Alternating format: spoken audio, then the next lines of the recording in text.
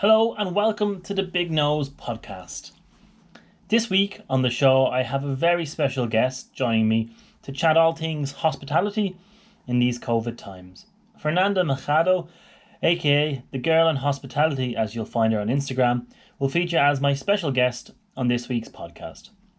So stay tuned for all those insights that she offers a little later on. Returning to the week that was, there was only one thing that was ever going to dominate the headlines, outside of a Trump assassination or a COVID-19 cure. It was, of course, Paschal Donohoe and Michael McGrath's budget for 2021. Now, in terms of the budget, it was a very expansive budget. A budget that offered lots and lots of cash to businesses, people, everyone. I think what I heard in the news headlines was it was the biggest spending budget ever in the history of the state. And you would think, going into what we would all accept to be a time of high uncertainty, a time when we're looking already at a downturn in the economy, that we would be look at probably saving money. But, you know, when money is so cheap at the moment, and considering that it's a case of will they press the delete button when all these bills are racked up, because it's not just a case that Ireland are racking up these bills. The whole of the European Union are making up money, and they're just pouring it out there to sustain business through a time where we don't know when the end is in sight. So Paschal Donohoe came out with Michael McGrath, and they stood there with their folders sprung and big smiley faces on the steps of the Department of Finance, and they were posing for cameras. But I think getting down into the nitty gritty of what was in that budget, for a lot of people, I think there was probably two large takeaways from it. The green tinge on the budget also was obvious, and that kind of made itself aware in the carbon tax hikes. Motorists immediately from midnight when the budget came in would see an increase in the cost of diesel, petrol across the board. So there was quite a lot of people going up and queuing for petrol on Tuesday, I think it was, the budget. They also increased the tax, the carbon tax on household fuels, but that won't come in till May 1st next year. So it was kind of, we'll get through this winter and see how it lies. But I think going forward we're going to be dealing with tax hikes on all carbon stuff, which is right, I suppose, in a sense. You know, you expect some sort of green tinge on a budget when the Greens are in power with the two larger parties. But to offset this as well, there was an increase equally in the fuel allowance. I think it could increase by about €3.50 to around about €28 a week. But there was mixed opinion, I think, from listening to a lot of the vox pops that were carried out for radio stations and news stations across the week. People were accepting that something has to be done about the environment and you know, how we tackle and how we consume fossil fuels and energy and as a wider thing. But there was also people saying, is this the right time? When a lot of people are unemployed, there's 15% of the working population out of work. You know, there's a lot of uncertainty. Do we need to have an impact on a lot of the people who are using their own transport now to get in and out of work, because we're being incentivized not to travel on public transport? A lot of those people who are going to work are frontline workers. And why are they being immediately impacted by such tax hikes? But overall, I think it was an acceptance that the government have to do something in terms of reaching its targets, in terms of what's laid out in terms of law that they need to achieve, and the carbon tax hike was something that was always going to come, whether it was going to come now or come in a couple of years' time. It was something that we have to accept that's going to be there, and it's going to get worse as the years go by, and it's going to get higher. Hopefully they ring fence the money that they get from this to put into good energy programs that will make fuel cheaper and make it more accessible to the wider market. Because I know from my own experience that if you want to go retrofit in your house, or you want to go and buy a brand new car, the cost of these cars are huge, and if they were subsidised to a larger extent by the government, it would make them more attainable to a lot of more people. So that was kind of the one of the main two takeaways I had from the budget. I think another large thing that was broadly welcomed from a lot of people in the hospitality and tourism sector was the VAT reduction again.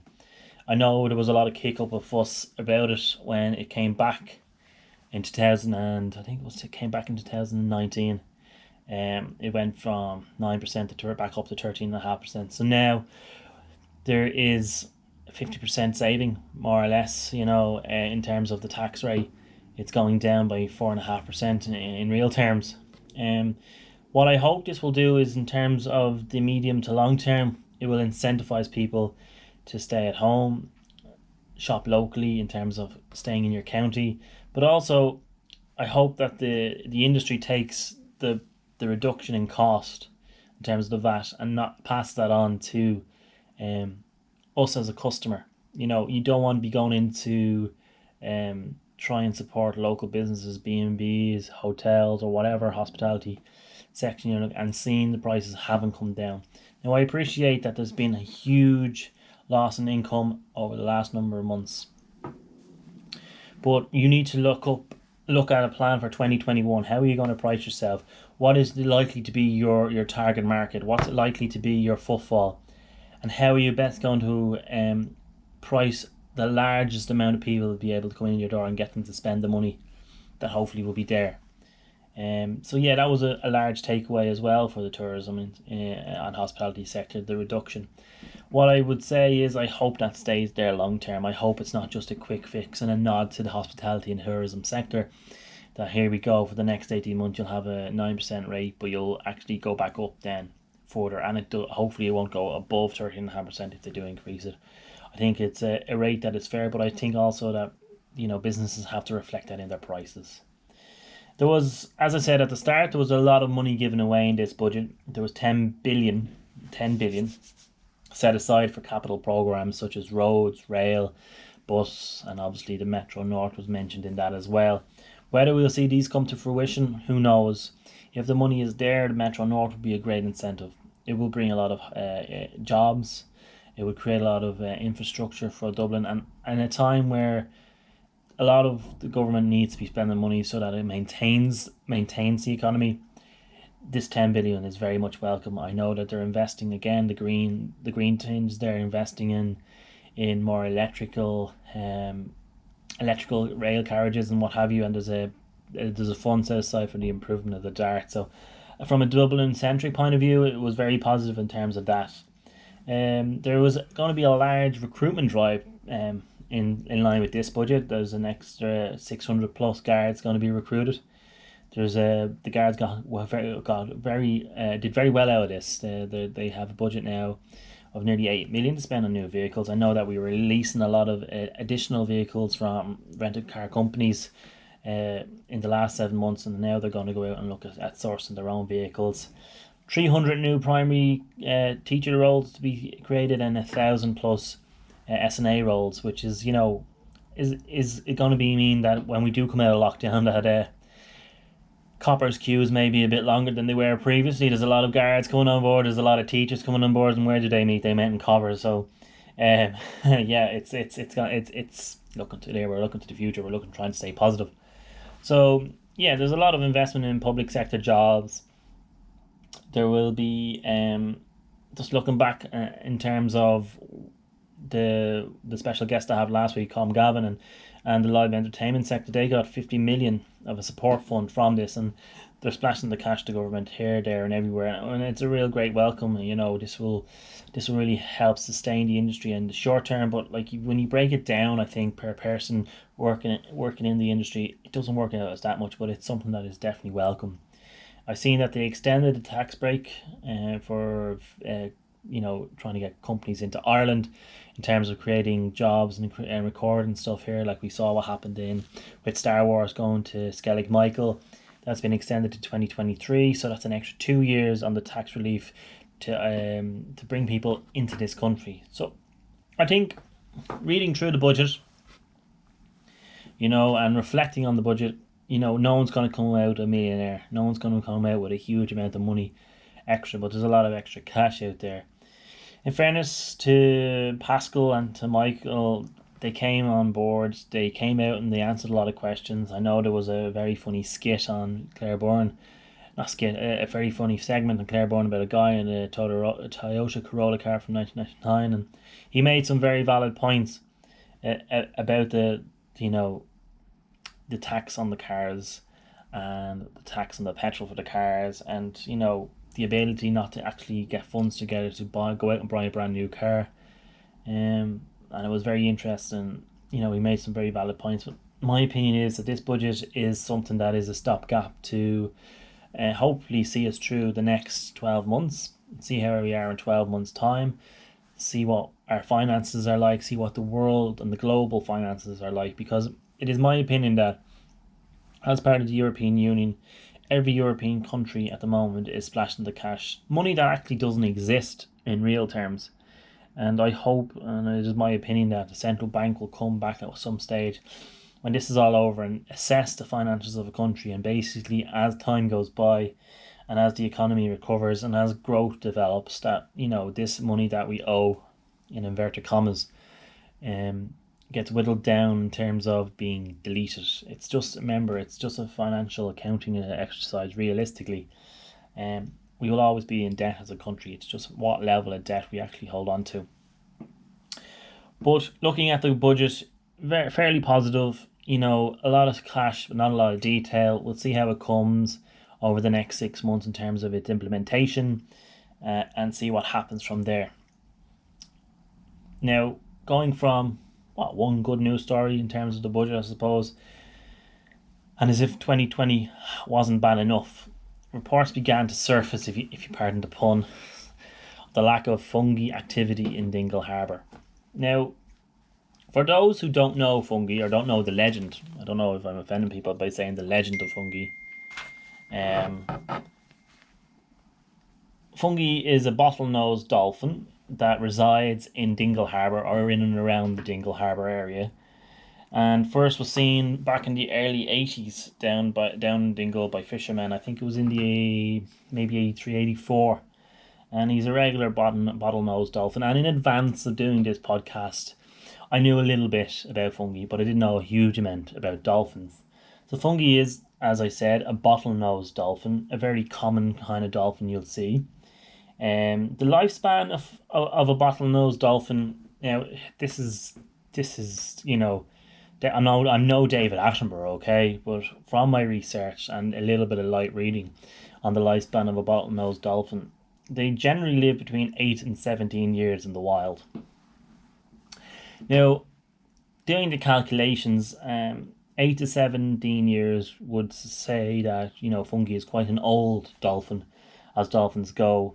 I think there is one record of a dolphin being known to have survived 67 years. So fungi is looking down that record at the moment, But anyway, getting back to the stories, basically, as a lot of stories break these days, the Fungi Forever a Facebook page broke that it had lost their best friend, and fishermen had not seen fungi in 2 days. Now, I think this was towards the start of the week, and reports came in, I think from Monday, that fungi hadn't been in 2 days, and it was quite unusual according to local anecdotes that we were getting, that fungi is generally seen every day, if not a few times a day. He comes in, he's around for about 5 or 6 hours, and fungi is renowned for being a very social butterfly or dolphin, as he is, and he hadn't been seen for 2 days, which is quite unusual.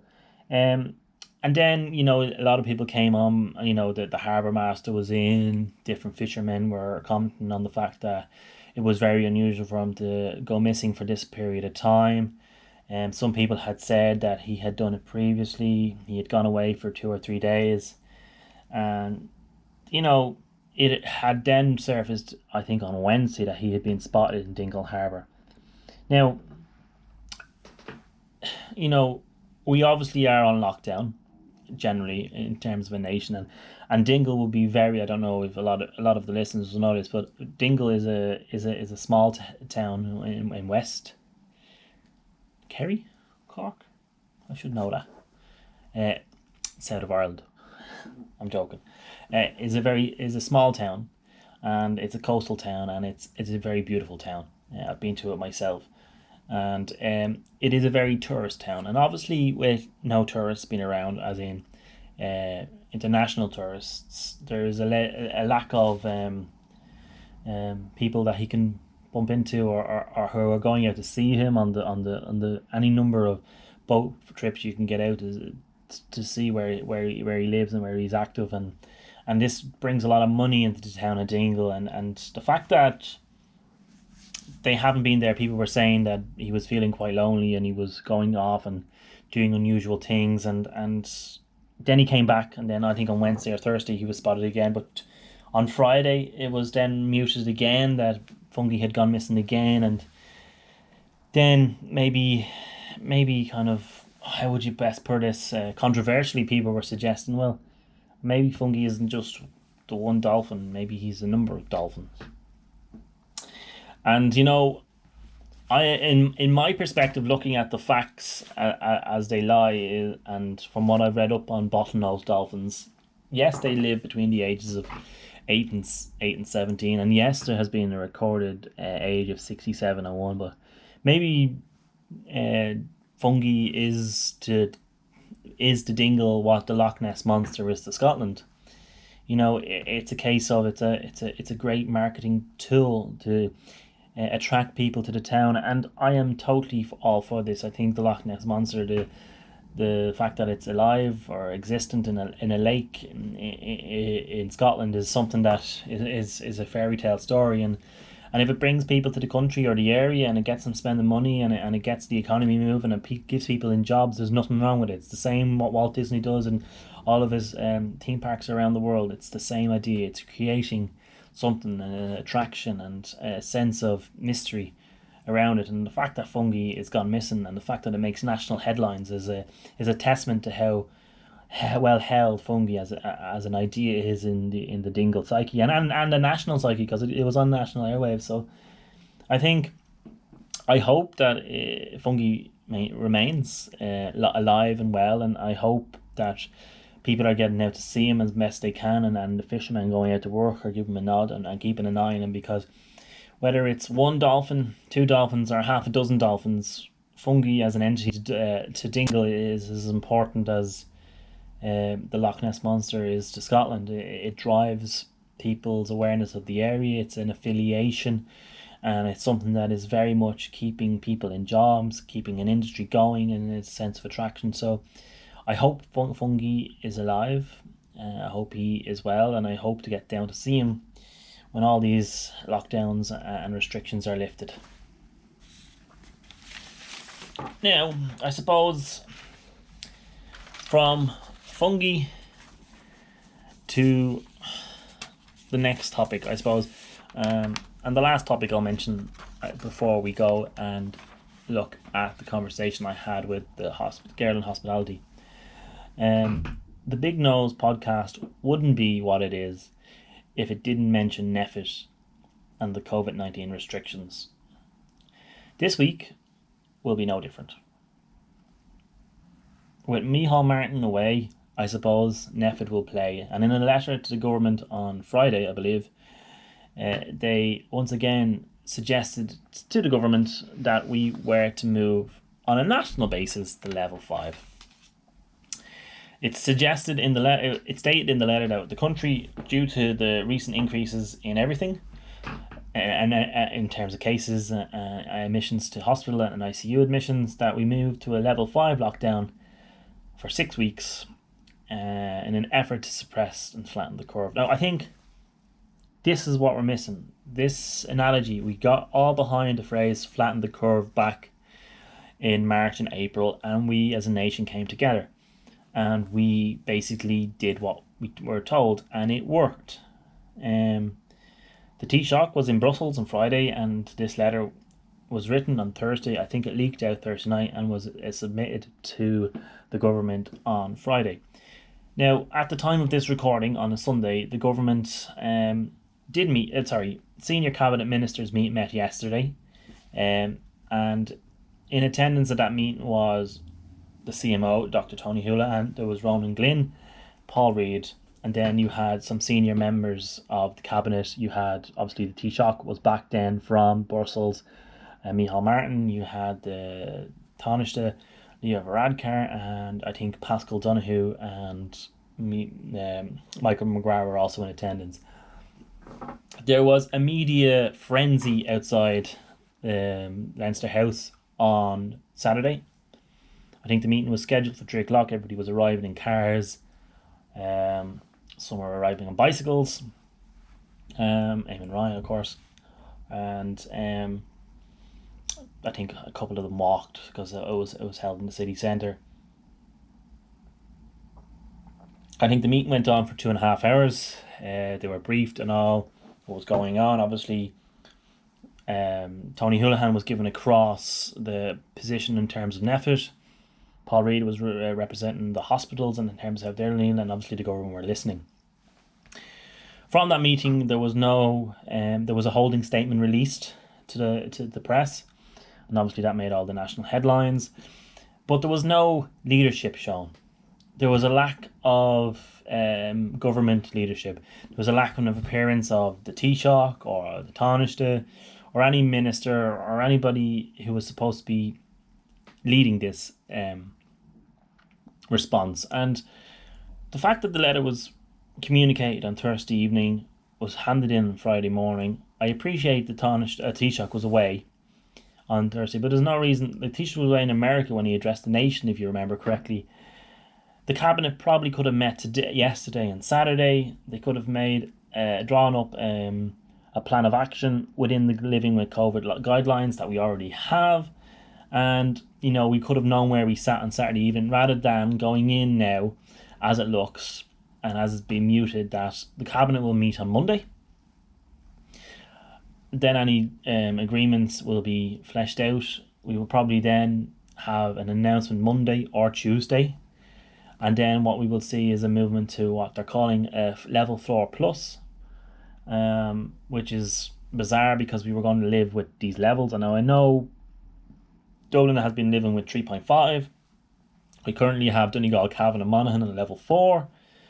But it's the lack of leadership, it's the lack of communication, which is really frustrating. Because without communication or effective communication, hysteria, gossip and fake news fills the void. Now, one thing that I will credit Leo Varadkar with is that he was a good and effective communicator when he needed to be in the previous lockdown. My problem here is that the leadership from each party is going out after these meetings and briefing their own parties in terms of what has been communicated to them from NPHET and other stakeholders. Now, and then they have to communicate this with their party. The party have to then have their own internal conversations, come up with a position, make sure that everybody supports that position, and then when they're asked on the position, how they communicate it effectively. This is too slow in terms of a response to a pandemic and a situation that is, time, very, very much based around time and response in time. We need to have clear leadership, or even a communication on how the leadership is going about communicating this. And this is not what's happening, and that's my problem. And that's, when I nosed into this and got into the detail, that's the issue. A letter that was issued on Friday will not be responded to on a Monday afternoon. This is not a Monday to Friday 9 to 5 pandemic that we're going through. You can't put out of office on Friday or Thursday afternoon when you're leaving the country to go to Brussels and come back into the office on Monday and then meet your colleagues and say, all right, this is what I've heard over the weekend, this is what I've been doing. Now, I appreciate there's a lot of cogs in this wheel, and I appreciate that, there has to be a balance between the economy, between the National Health Service, between other stakeholders, and we have to weigh them up, and we can't go back into a full down lockdown without thinking of the ramifications, and we might need to get our ducks in a row, and I appreciate that. But at the same time, there should be leadership, there should be communication to the people. Without that, we have been going over the whole weekend in a negative position where we pretty much know what's coming. I've spoken to people in the streets, I've spoken to people in the shops. I know what they're thinking. They're saying this is inevitable, we're going to level 5. If we don't do it now, we'll do it in a week's time. What will we lose? What will we lose? And it's not a case of saving Christmas. It's not a case of saving Halloween. It's not a case of any of this. It's a case of doing what is right in terms of the country on a balanced level. Now, at this stage, we haven't been active enough in terms of our own personal responsibility as people.